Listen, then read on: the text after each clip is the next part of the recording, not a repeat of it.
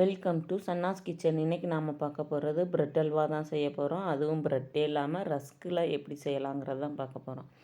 வாங்க பார்க்கலாம்.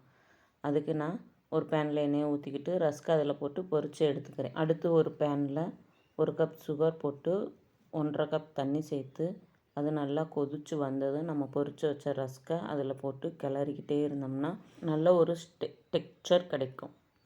அதில் நம்ம துருவின பாதாம் சேர்த்து இறக்கி சர்வ் பண்ணோம்னா பிரெட் அல்வா ரெடி. இதுக்கு நம்ம நெய் சேர்க்கலை. உங்களுக்கு தேவைப்பட்டால் நீங்கள் நெய் சேர்த்துக்கோங்க. இது பிரியாணி எல்லாத்துக்குமே இது சேர்த்து சாப்பிட்டா செம்ம டேஸ்ட்டாக இருக்கும். கண்டிப்பாக நீங்கள் ட்ரை பண்ணுவீங்கன்னு நம்புகிறேன். ட்ரை பண்ணிக்கிட்டு எனக்கு கமெண்ட் பண்ணி சொல்லுங்கள். ஓகேவா? என் வீடியோ பிடிச்சிருந்தால் லைக் பண்ணுங்கள், சப்ஸ்கிரைப் பண்ணுங்கள், ஷேர் பண்ணுங்கள். தேங்க்யூ. அடுத்து நம்ம சன்னாஸ் கிச்சனில் வேறு ஒரு டிஷ் பார்க்கலாம். ஓகே, பாய்.